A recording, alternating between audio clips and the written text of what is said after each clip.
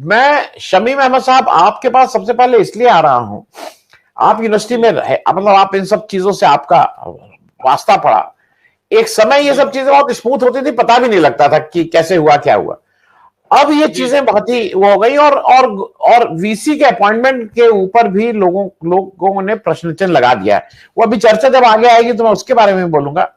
लेकिन सबसे पहले सर्वप्रथम जो ये 9 वीसी से एक साथ इस्तीफा मांगना, फिर 9 नहीं अब तो 11 वीसी से, इसका कोई और ढंग था कि यही ढंग सबसे ठीक था? आरिफ मोहम्मद खान साहब का जो एक्शन है। जी देखिए, आरिफ मोहम्मद खान अलीगढ़ मुस्लिम यूनिवर्सिटी के ओल्ड बॉय रहे हैं, यहाँ एजुकेशन पाई है और यहाँ यूनियन के प्रेसिडेंट भी रहे हैं।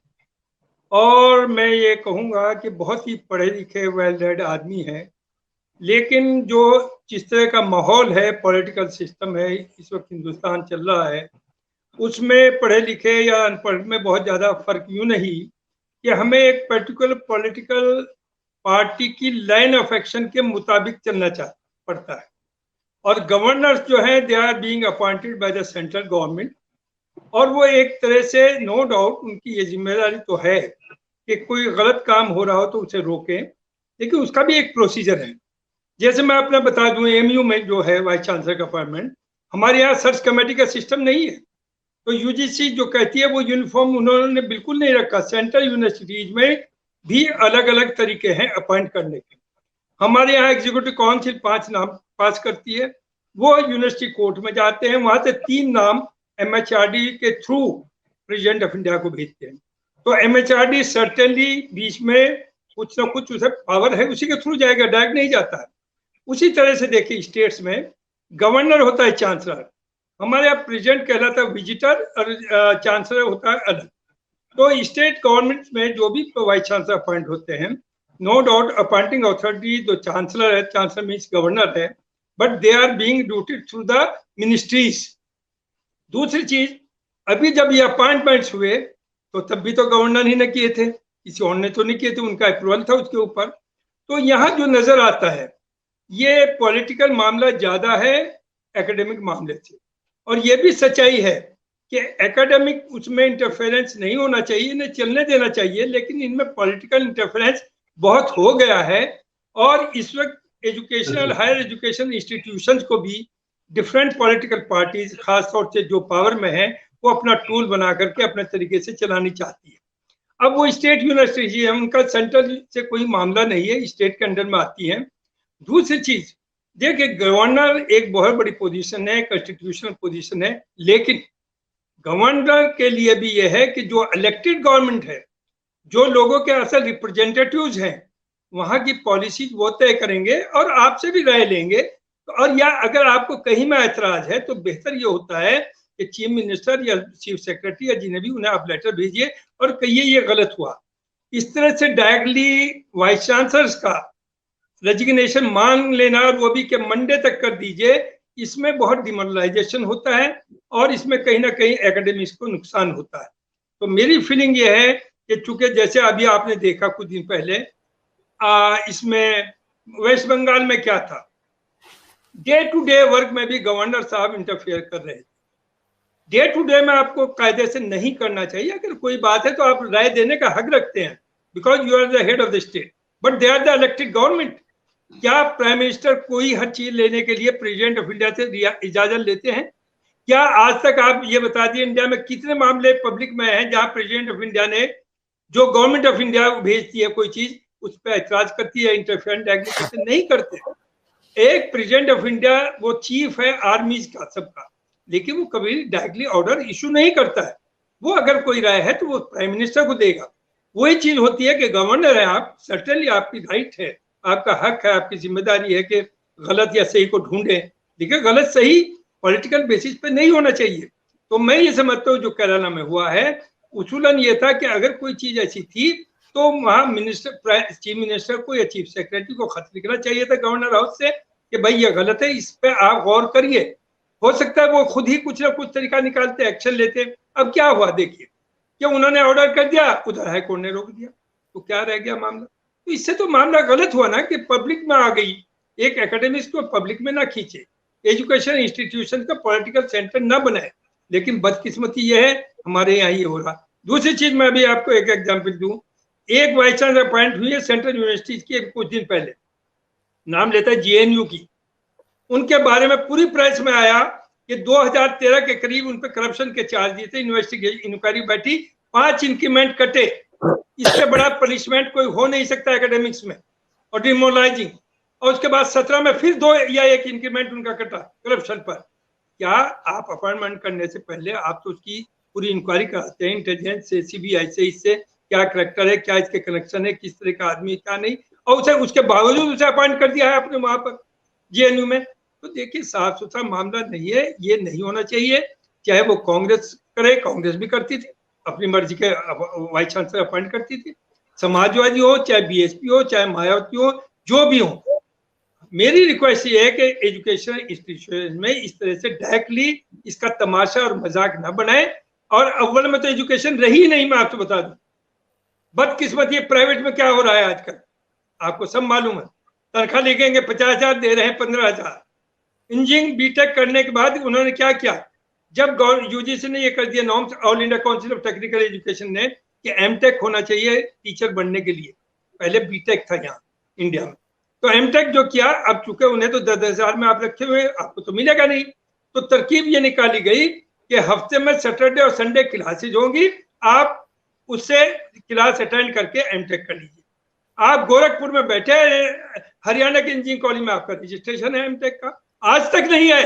उन्हें डिग्री भी मिल गई, और पहले 10,000 तक 11,000 तक 12,000 या 15,000 का आदमी बीटेक को क्या पढ़ाएगा, क्या होगी आपकी। और यही वजह है 80% बीटेक जो प्राइवेट से, उन्हें 10 से 15,000 मिल रहा है, सिर्फ 10-15% को 25,000 से ज्यादा है, और 1% 50,000 से ऊपर है। एक 50,000 भी कोई वैल्यू नहीं। एक तरफ तो गवर्नमेंट में आप चपरासी को दे रहे हैं 40,000, और इधर बीटेक करने के बाद उसे दे रहे हैं आप 15,000। तो हम कहाँ ले गए एजुकेशन, हमने एजुकेशन को बर्बाद कर दिया। गवर्नमेंट को सीरियस होना चाहिए, गवर्नमेंट एजुकेशन की तरफ ध्यान नहीं, वहां भी धंधा चल रहा है। तो मेरा ये कहना है कि ये इस तरह का इंटरफेरेंस, गवर्नर हो या president of India, central university कभी इंटरफेयर नहीं करते। जो भी होता है गवर्नमेंट ऑफ इंडिया से लिख के आ जाता है कि भाई ये गलत है, ये सही है, और अकॉर्डिंगली वाइस चांसलर अपनी कमेटी जो प्रोसीजर वो अडॉप्ट करेगा। इवन सैलरी भी अगर बढ़ती है तो डायरेक्टली नहीं बढ़ा सकते, हमारी बॉडीज हैं, उसमें जाता है, वहां अप्रूवल होता है, तब जाकर के हम उसे बढ़ाते हैं। उसी तरह से जो हाईकोर्ट ने कहा सही है, एक प्रोसीजर है उसे हटाने के लिए। आप एक ऑर्डर से प्रेसिडेंट ऑफ इंडिया किसी हाई कोर्ट या सुप्रीम कोर्ट के जज को नहीं हटा सकते। वो सिर्फ कह सकते हैं कि भाई ये गलत आदमी है, उसका प्रोसीजर इम्पीच करना पड़ेगा, आपका उसका प्रोसीजर फॉलो करना पड़ेगा। वही वाइस चांसलर का हटाने को बनना है, तो एक गेम हो जाएगा, मजाक हो जाएगा प्राइमरी स्कूल की तरह से, कि आप वाइस चांसलर को जब चाहे हटा दे, जब चाहे बैठा दे। वो क्या काम करेंगे, वो तो इसी में लगे रहेंगे। तो मेरे ख्याल से ये जो ट्रेंड है ये बहुत ही अनफॉर्चुनेट है, और ये जो प्रोएक्टिव जरूरत है। अब दिल्ली में क्या हो रहा है, देखिए मैं मानता हूं वो एक फुल फ्लेज स्टेट नहीं है, लेकिन गवर्नमेंट तो इलेक्टेड बाय द पीपल है, तो सही रिप्रेजेंटेटिव तो वो गवर्नमेंट होती है, वहां जो चीफ मिनिस्टर होगा। लेकिन गवर्नर साहब ने आज ही देख लिए एक ऑर्डर निकाला है, जिसमें उन्होंने प्रोसीजर बता दिया कि साहब जितने लोगों पर टैक्सीज है आप ये सबमिट कर दिए, आप पे कोई फाइन नहीं लगेगा, आप पे कोई डिले फीस नहीं लगेगी, और 6 महीने के लिए मैं कर रहा हूँ।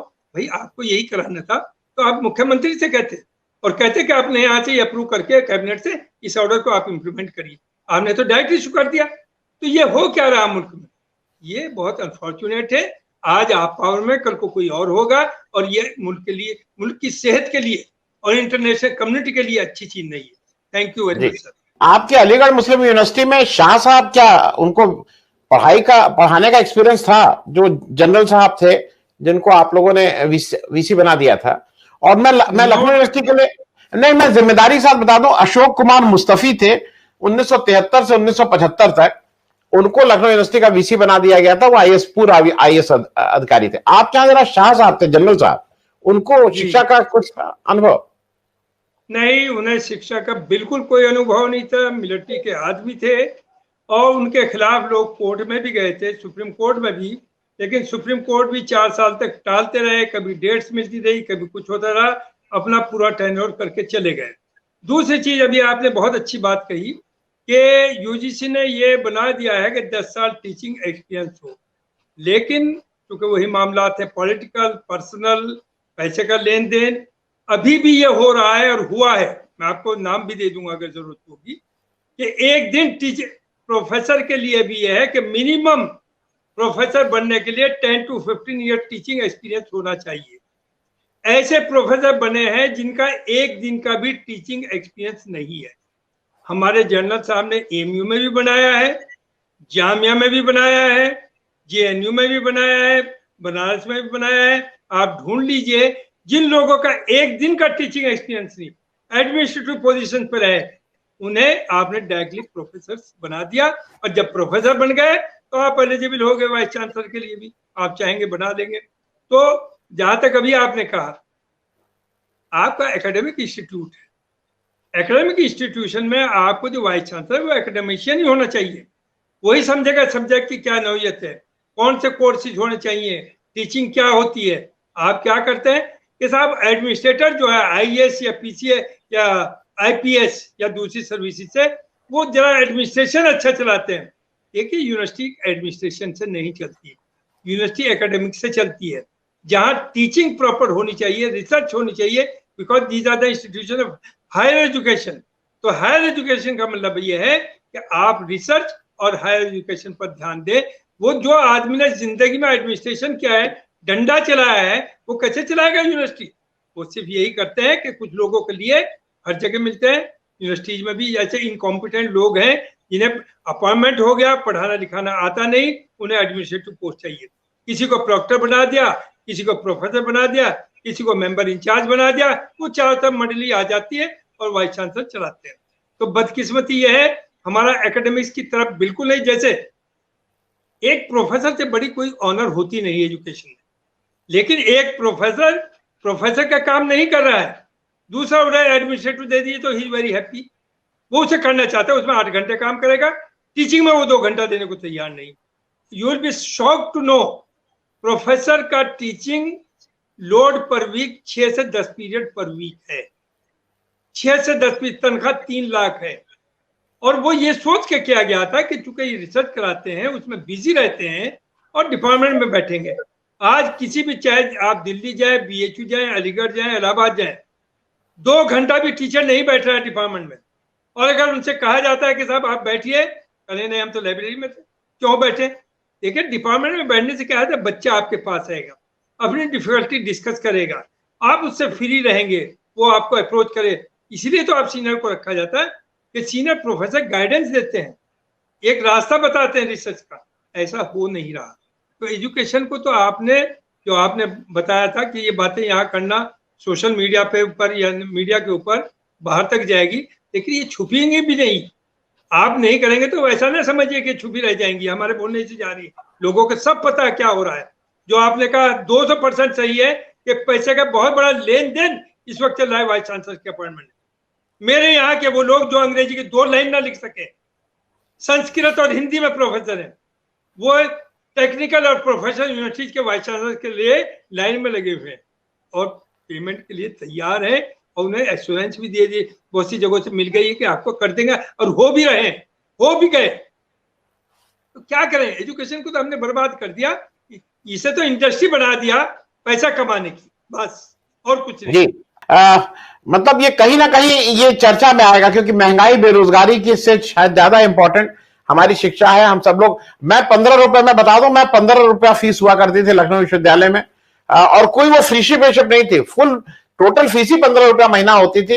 अगर भाई बहन या भाई भाई पढ़ रहे हैं तो दूसरे भाई का 50%। तो मैं 22.5 रुपए में मैं और मेरी बहन पढ़ के लखनऊ यूनिवर्सिटी से निकल गए हैं। मैं इस पे भी, क्योंकि ये भी एक अंकुश, कहीं विषमता की बात हो रही है। अगर जी मैं पहले जो आपने हमारे साथी ने बात की उस पर कहूंगा कि आपको ये जो बात हो रही थी कि आरएसएस के लोगों की एंट्री चाहिए वाइस चांसलर के थ्रू और ये सब, वो ऑलरेडी इन्होंने एक कानून बना दिया। जैसे आईएएस में आप लेटर, इन्होंने एक एंट्री कर रखी है कि इंजीनियर है या कोई और सर्विस में है, अपना आदमी है, तो उसे आईएएस का वो दे देते हैं खिताब और डीएम बना देते हैं। उसी तरह से यूनिवर्सिटीज में ऑलरेडी कर दिया कि चाहे वो पीएचडी हो या ना हो, चाहे उस पर डिग्री हो या ना हो, अगर वो उस फील्ड का स्पेशलाइज है, काम करता है, तो उसे डायरेक्टली आप प्रोफेसर बना सकते हैं यूनिवर्सिटी में। ये ऑलरेडी पास कर दिया, इंप्लीमेंट भी हो गया है। अब आइए जहां तक सवाल इसका है, देखिए जहां अच्छी एजुकेशन है, जो प्राइवेट है, जैसे अभी हमारे दोस्त ने कहा कि 11 लाख तक फीस है, वही सब जगह कहीं भी 2 या 3 लाख रुपया पर एनम से कम नहीं। तो यही गवर्नमेंट चाहती भी है, चूंकि जाहिलों के ऊपर हुकूमत करना बहुत आसान है। इन्हें इतना गरीब कर दीजिए कि इन्हें 5 किलो अनाज दिया, जब आप खुद ही कहते हैं 80 करोड़ को गल्ला दिया, इसका मतलब 130 करोड़ में 80 करोड़ तो इस काबिल है ही नहीं कि वो खड़े हो सके, वो पेट भर सके। जब पेट नहीं भरेंगे तो वो बोलेंगे कहां से? तो ये एक सोची समझी वो है कि एजुकेशन को इतना गिरा दीजिए कि ये किसी काबिल न बने, और गवर्नमेंट स्कूल्स को इतनी खराब पढ़ाई कर दीजिए जहां सस्ता है कि ये गरीब बच्चे 10th क्लास 90% बच्चे नहीं कर पाते, वो ड्रॉप आउट हो जाते हैं। अच्छे लोग जो हैं वो बाहर भी पढ़ाएंगे, यहाँ भी बड़ी यूनिवर्सिटी में पढ़ाएंगे। तो ये अनजाने में नहीं हो रहा है, ये बगैर सोचे समझे, ये एक पॉलिसी है हुकूमत की। और पहले भी जितनी होती थी, जब राजा महाराजा थे, उन्होंने भी यही किया कि अपने एरियाज में ना तो एजुकेशन को पनपने दिया, ना लोगों को पढ़ने दिया। क्यों? वो कहते थे अगर ये पढ़ लिए तो ये हमारे बराबर में बैठेंगे, ये फिर हमसे बात करेंगे। वही यहाँ गवर्नमेंट की भी वही पॉलिसीज है। लोग जितना गुर्बत में रहेंगे, अनएजुकेटेड रहेंगे, जाहिल रहेंगे, तो रूल करना आसान है, उनकी जरूरियात भी कम होंगी, प्रोटेस्ट भी कम होंगे, बातें भी कम होंगी। तो ये अनजाने में नहीं। और दिस इज वेरी अनफॉर्चुनेट। किसी मुल्क को अगर बर्बाद करना है तो वहां की एजुकेशन को बर्बाद कर दीजिए, वो आपकी हो रही है और हो गई, मैं बता दूं।